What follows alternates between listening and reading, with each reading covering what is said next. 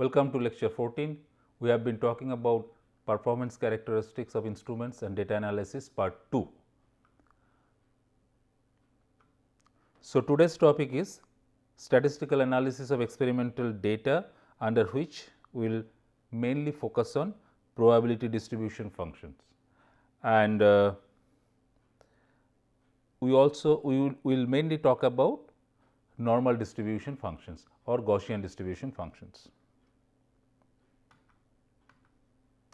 Any measurement is associated with several factors which cause random error. The instrument readings exhibit a dispersion or scatter of data. This is because the measurement is associated with several factors which cause random error. So, the measurement readings will always exhibit a dispersion or scatter of data.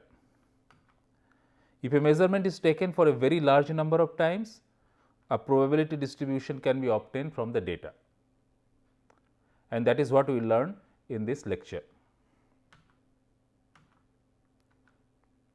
Let us consider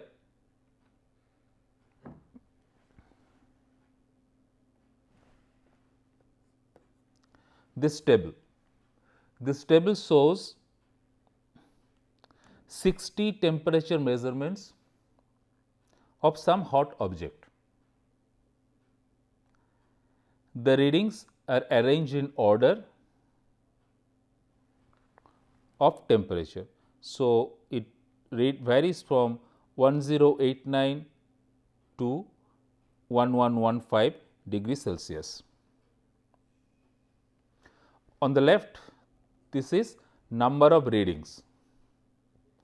What it means is 1089 temperature 1089 degrees Celsius was obtained once, 1094 was obtained twice, 1104 was obtained 12 times, 1108 was obtained 5 times, so on and so forth.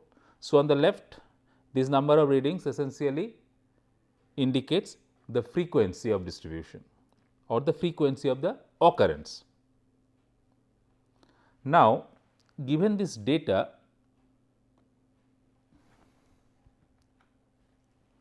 we can find out the basic statistical parameters such as mean. The definition we have learnt in the previous lecture. Median can be obtained as 1104 degrees Celsius.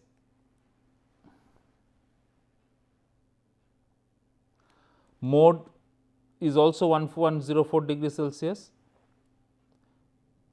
If you remember, mode is the observation that occur most frequently, and this is what happens here. 1104 has happened 12 times. So, mode is 1104 degrees Celsius. Standard deviation can be computed using this formula, where xi is the individual observation, x bar is mean, which is this, and capital N is the number of observations.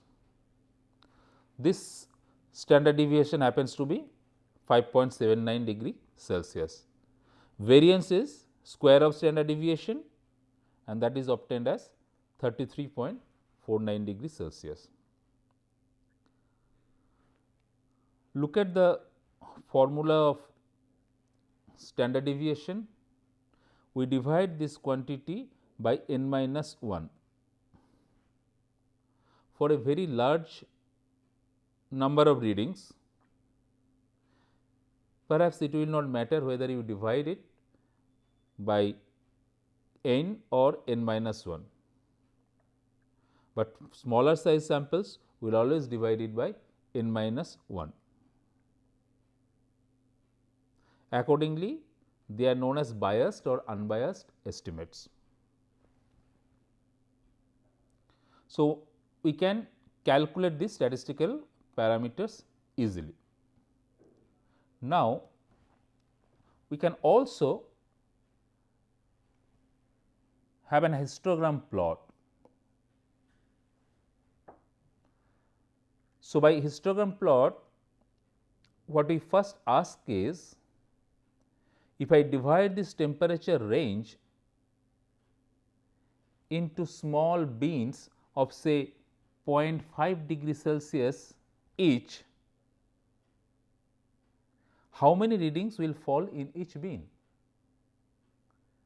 So, from 1085 to 1090, I have considered one bean. 1090 to 1095, I have considered another bean, so on and so forth. Then from here and here, I count how many readings are there in each bean.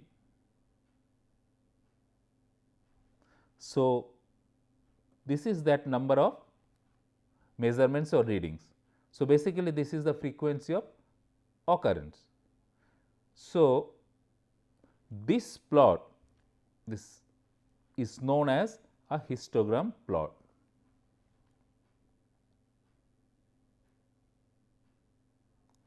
So, it pictorially presents the distribution of the data.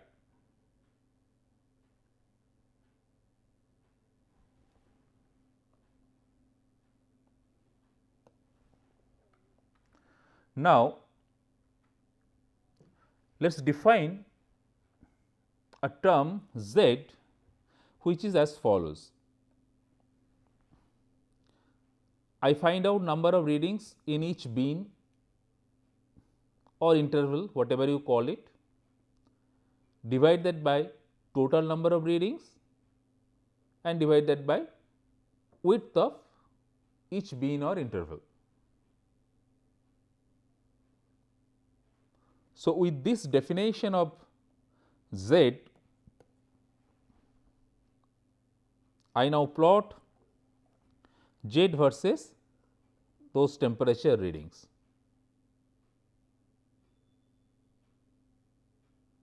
Now,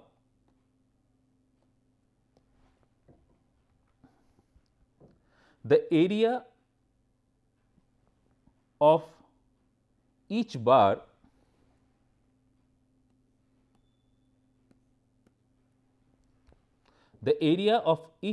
is equal to the probability that a specific reading will fall in the associated interval. So, the area of this bar is the numerical value of the probability that a specific reading will fall in this interval.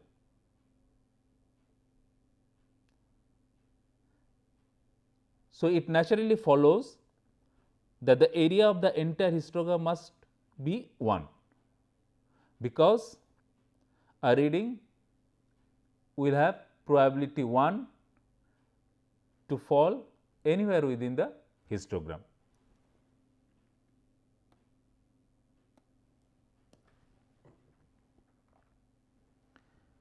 If we have a very large number of readings and thus can make the bean width very, very small, the steps in the graph would become smaller and smaller, and the graph would approach a smooth continuous curve. What I mean is, if I really have very, very large number of readings, then I can have very small intervals or very small size beans, and even then I can expect that the beans will have some finite number of readings in it. Under this situation, the steps in the graph would become smaller and smaller, and the graph would approach a smooth continuous curve in the limit of very large number of readings.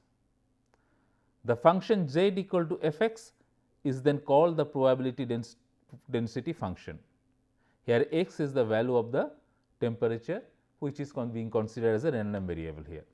So, what I mean is, If I now consider these beans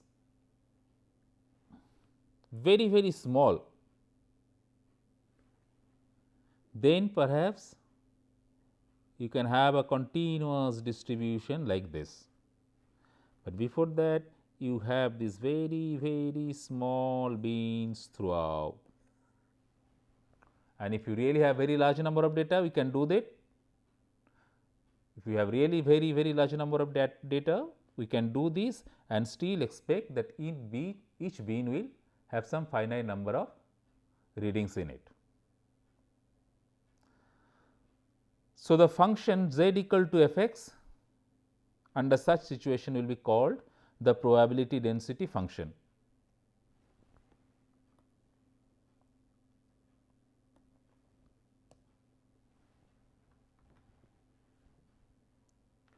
So, the probability of a reading lying between A and B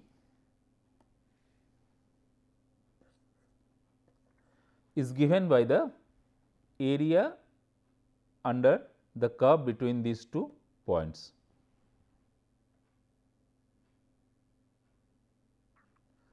So, this is z equal to f x relation.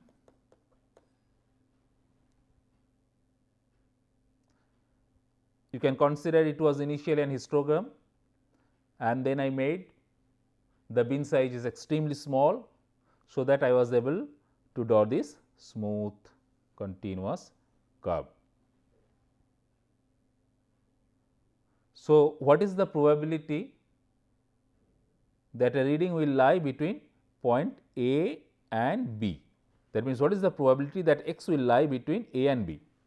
That can be obtained by finding out the area under the probability density function curve between points A and B. So, the area under the curve can be computed by this integral. So, the probability that x will lie between A and B is equal to integral a to b f x dx. You know that this term represents the area under the curve f x.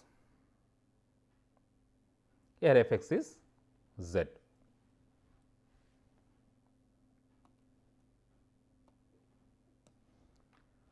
The probability information can also be given by cumulative distribution.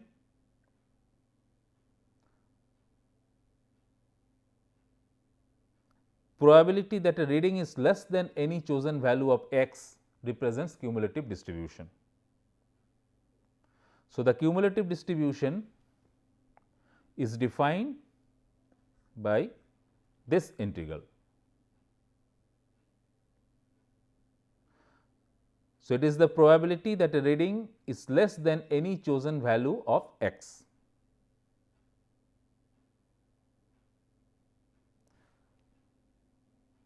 So, this is the cumulative distribution. Consider the point x 0, consider the value of the observation as x 0. So, what is the probability that a reading is less than x 0? For that, we find the area under the curve to the left of a vertical line drawn through point x 0. So, this area.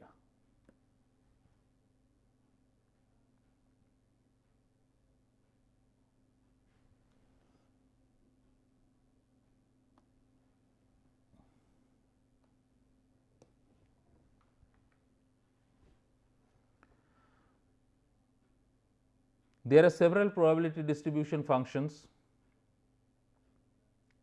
and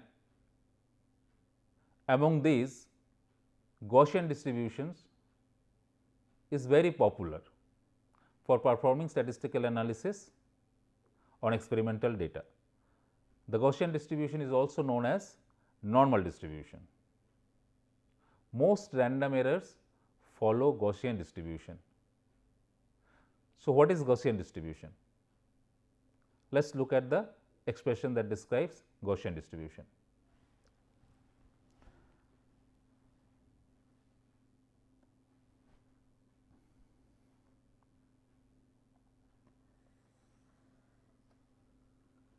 a Gaussian distribution is characterized by two terms. One is mean of the distribution, another is standard deviation of the distribution.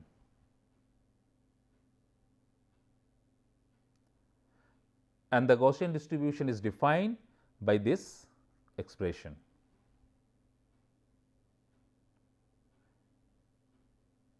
P of x equal to 1 by sigma square root 2 pi e to the power minus x minus mu whole square by 2 sigma square, where mu represents mean of the distribution and sigma represents standard deviation. So, the Gaussian distribution or normal distribution looks like a bell shaped curve.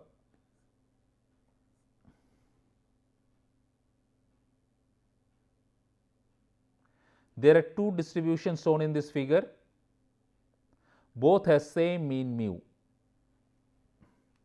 but different standard deviations.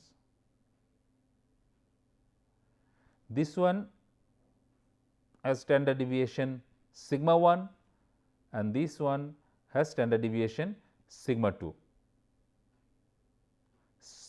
Standard deviation sigma 1 is greater than sigma 2 in this figure. Standard deviation represents the spread of the distribution or scatter of the data. So, this one is a distribution where the scatter of data is less than this distribution.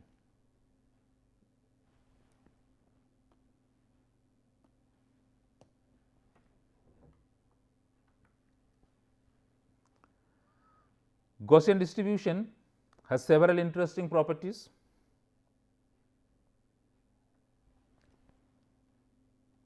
This represents Gaussian distribution and this represents the mean of the distribution. It is known that if you consider an interval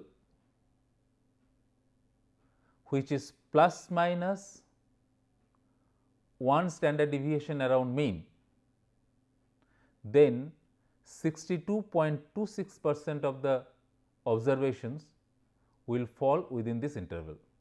So, what I mean is you have this mean of the distribution, you consider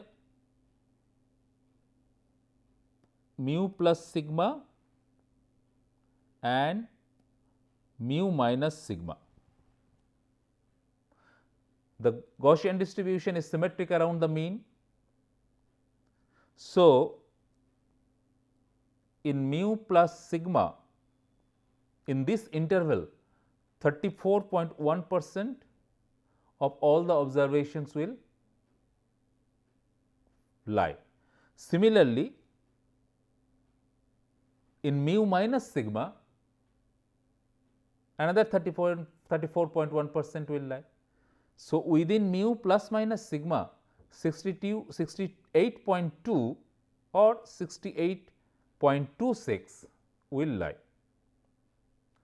So, we call this plus minus 1 sigma as confidence interval and the corresponding confidence level is 62.26%. Now, if we go to 2 sigma plus minus 2 sigma around the mean, that means if I increase now the length of the interval by, if I increase the length of the interval to 2 sigma around the mean, it will be mu plus 2 sigma, mu minus 2 sigma. Within this interval 95.44% of the observations will lie. Similarly, 99.74% observations will lie within plus minus 3 standard deviation of the mean. So, these confidence intervals or these confidence levels can be computed for the normal distribution function. Remember these numbers. This is very interesting property of normal distribution.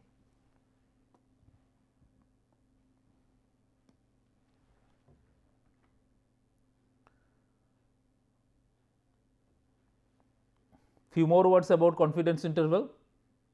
We used to make an estimate of the population mean which takes the form mu equal to x bar plus minus delta.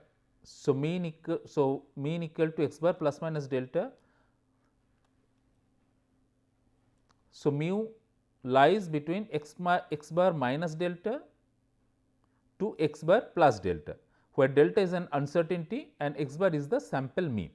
The interval from x bar minus delta to x bar plus delta is called the confidence interval on the mean.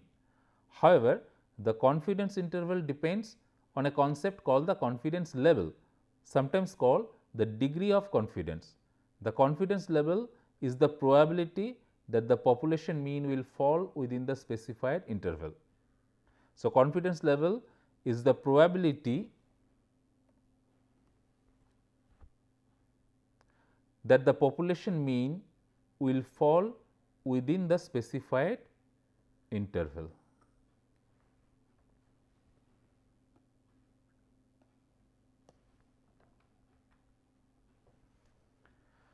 The confidence level is normally expressed in terms of a variable alpha called as level of significance, and confidence level is 1 minus alpha. So, 1 minus level of significance. So, alpha is then probability that the mean will fall outside the confidence interval. So, if this area is alpha by 2 and this area is also alpha by 2, so alpha by 2 plus alpha by 2 is alpha. So, alpha is the probability that the mean will fall outside the confidence interval. So, the confidence level is 1 minus alpha.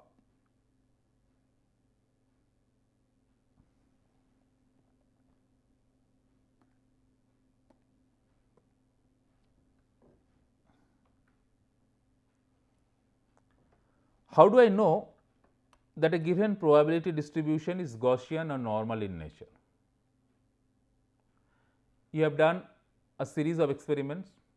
Suppose you have measured a standard known temperature several times, or you are measuring a random variable several times. Now, you have generated a set of data. Now, how do you know that this data will follow a normal or Gaussian distribution? There are two quick tests for this. One is a simple test. The simplest way to test for Gaussian distribution of data is to plot a histogram and look for a bell shaped form.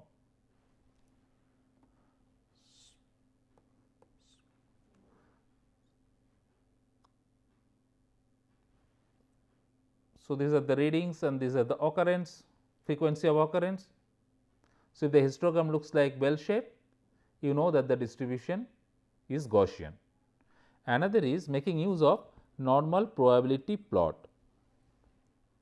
A normal probability plot involves dividing the data values into a number of ranges and plotting the cumulative probability of some data frequencies against the data values on special graph paper. So, there is a special graph paper available and you have a normal probability plot there. The line should be a straight line if the data distribution is Gaussian.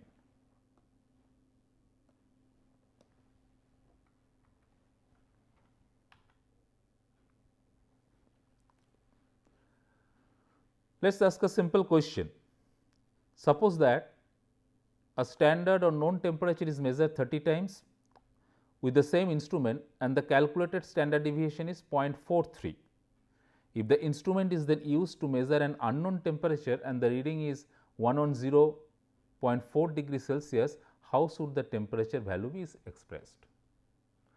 So, the question we ask is, we know a standard temperature, known standard temperature, we measure it 30 times and calculate the standard deviation as 0.43. If the instrument is then used to measure an unknown temperature and the reading is 110.4 degrees Celsius, how should the temperature value be expressed. That means, I have to express the temperature as 110.4 degrees Celsius plus minus the uncertainty associated with the reading. So, in the previous lecture we have talked about standard error, which is standard deviation divided by square root of number of observation. So, let us first calculate the standard error of the mean. So, standard error of the mean can be calculated as standard deviation divided by square root of observation, number of observations 30 here. So, I calculate the standard error as 0.08. Let us now calculate the error within 95% confidence limits. That is, we calculate the value of the deviation d such that 95% of the area under the probability curve lies within limits of plus minus d. So, this is something which we must understand. So, we wish to calculate the error within 95% confidence limits. So, you have to first associate a confidence limits. So, let us say that we want to calculate the error within 95% confidence limits. What it means is that we want to calculate the value of the deviation d such that 95% of the area under the probability curve will lie within limits of plus minus d. It is like 1 sigma, within plus minus 1 sigma you have 68.2% readings will lie. Similarly, within plus minus 2 sigma 95.44% of all the readings will lie. So, we ask the question within plus minus what sigma, say x. So, within plus minus x sigma 95% of the readings will lie. So, what is the value of x? If it is 2 sigma is 95.44, we intuitively feel that x will be very close to 2. Actually, it is 1.96. So, within plus minus 1.96 sigma 95% of the observations will lie.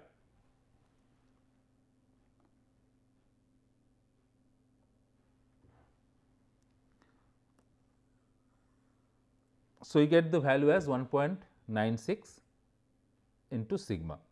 So, the maximum error, the maximum likely error in a single measurement can be now expressed as error equal to plus minus 1.96 sigma plus the standard error, which is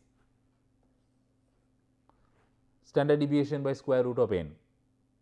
So, you compute this sigma value, you put as 0.43, this standard error was obtained as 0.08. So, error is plus minus 0.92. So, the unknown temperature can now be expressed as 110.4 plus minus 0.9 degree Celsius.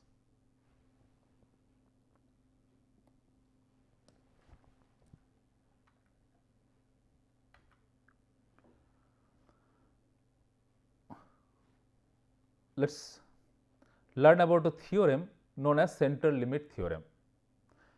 Given the random variable x has a distribution which may or may not be normal with mean mu and standard deviation sigma. Samples all of the same size n are randomly selected from the population of x values. Then the distribution of sample x will, as the sample size increases, approach a normal distribution. The mean of the sample means will be the population mean mu. The standard deviation of the sample means will approach sigma by square root of n. So, what it says is, if you have a random variable x which has a distribution with mean mu and standard deviation sigma, and samples all of the same size n are randomly selected from the population of x values, then the distribution of sample x will approach a normal distribution as the sample size increases. The mean of the sample means will be the population mean mu, the standard deviation of the sample means will approach standard deviation divided by square root of n, which is n equal to number of observations.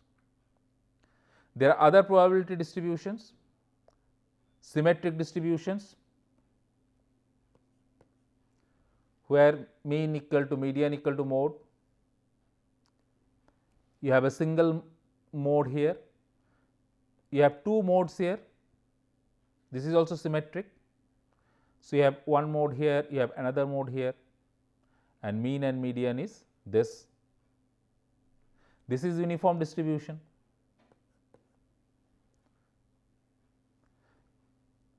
These are non-symmetric or asymmetric distributions.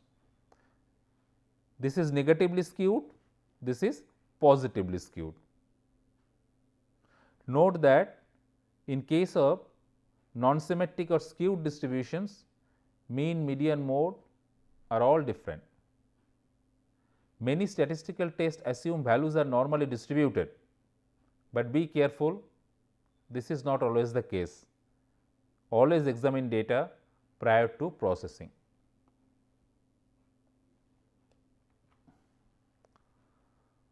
So, when you are measuring a particular quantity and you have a set of data, and then you see that one or two data do not follow the trend of the remaining data. So, you ask yourself what was wrong in performing experiments. So, is there a way to eliminate such bad data? Chauvenet's criterion serves this purpose. It helps you to eliminate the bad data which are outliers. Chauvenet's criterion is used for eliminating dubious data points from the bulk of the data. Ratio of absolute value of deviation from mean to standard deviation is calculated and compared to Chauvenet's criterion rejection table, and dubious points are eliminated. So, what you have to do is, once you have the set of observation or set of data, you find out the absolute value of deviation from mean and divide that by the standard deviation for each reading, and then compare it to the Chauvenet's criterion rejection table which is available, and then the dubious points can be eliminated by comparing these two data. New mean and standard deviations can be computed after you eliminate the outliers or dubious data points. So, this is an example of Chauvenet's rejection table. So, this is ratio of maximum acceptable deviation to standard deviation, and these are the number of readings. So, if you find that for a particular case your number is more than this, that ratio of the ratio that we just learned in the previous slide, that absolute deviation from the mean divided by the standard deviation, so is more than this for observation, you can consider that to be a bad data and may be eliminated.